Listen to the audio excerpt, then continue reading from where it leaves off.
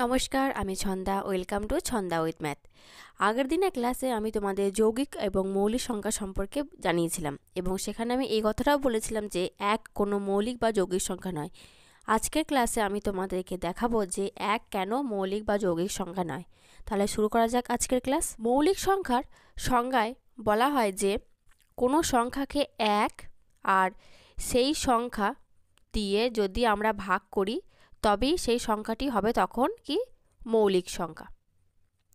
যেমন আমি এখানে বলছি 5 সমান দেখো 1 গুণ 5, 1 দিয়ে যাচ্ছে আবার সেই সংখ্যাটা দিয়েও যাচ্ছে, তাই 5 হচ্ছে যে একটি মৌলিক সংখ্যা। তেমনভাবে আমি এখানে যদি বলি 17 দেখো 1 গুণ 17 দিয়েও যাচ্ছে আবার 1 দিয়েও যাচ্ছে, তাই 17 হচ্ছে যে একটি মৌলিক সংখ্যা। কিন্তু আমরা যদি এই একটাকে করি, দেখো একটা শুধুমাত্র এক, আর কি দেবো আমরা, তাই এক মৌলিক বা যৌগিক কোনো সংখ্যাই নয়। তাহলে আমরা এখানে বলতে পারি যেহেতু এককে এক ছাড়া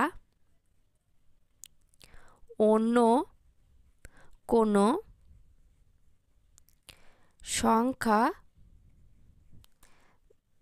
দ্বারা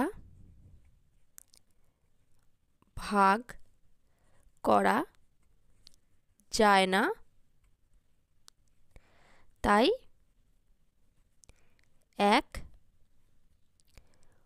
মৌলিক বা যৌগিক নয়।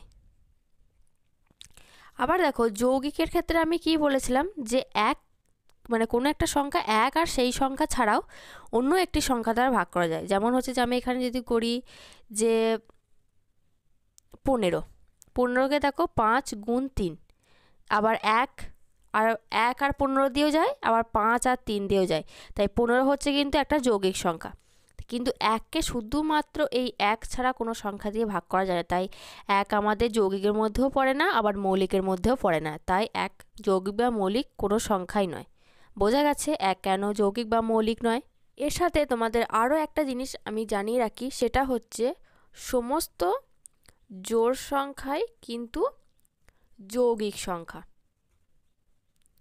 কিন্তু সমস্ত বিজোড় সংখ্যা কিন্তু মৌলিক সংখ্যা নয়। তাহলে সব যৌগিক সংখ্যা কিন্তু সব বিজোড় মৌলিক নয়। আচ্ছা, এর একটা আমি উদাহরণ দিচ্ছি। দেখো সমস্ত যৌগিক সংখ্যা, তোমরা যদি কয়েকটা জোড় সংখ্যার উদাহরণ দাও, যেমন হচ্ছে আমি বলছি দেখো 4, 6, 20, তারপরে হচ্ছে যে 28, দেখো এই সমস্ত সংখ্যাগুলো কিন্তু দেখো আমাদের যৌগিক সংখ্যার মধ্যে পড়ছে, কিন্তু সব বিজোড় সংখ্যা কিন্তু মৌলিক সংখ্যা নয়। যেমন আমি প্রথমেই বলে দিচ্ছি 9 কিন্তু একটা বিজোড় সংখ্যা, কিন্তু 9 কিন্তু মৌলিক সংখ্যা নয়, কারণ 9কে দেখো আমরা 3 এবং দিয়ে ভাগ করা যায়, 3 3 9। তেমন একই রকমভাবে আমরা যদি বলি 21 কিন্তু একটা বিজোড় সংখ্যা, কিন্তু 21 কিন্তু মৌলিক সংখ্যা কখনোই নয়, কারণ 21কে আমরা 3 আর 7 দিয়ে ভাগ করা যায়। ঠিক আছে, আশা করি বোঝা গেছে মৌলিক সংখ্যা যৌগিক সংখ্যা কী এবং কিভাবে কি হয়, বলতে পেরেছি আমি। তাহলে আজকের ক্লাস আমি এখানেই শেষ করছি। দেখা হচ্ছে পরের ক্লাসে। যদি আমার ক্লাসটি ভালো লাগে একটি লাইক করবে, আর এরকম অনেক ক্লাসগুলি পাওয়ার জন্য আমার চ্যানেলটিকে সাবস্ক্রাইব করে পাশে থাকা বেল আইকনটি ক্লিক করে রাখবে।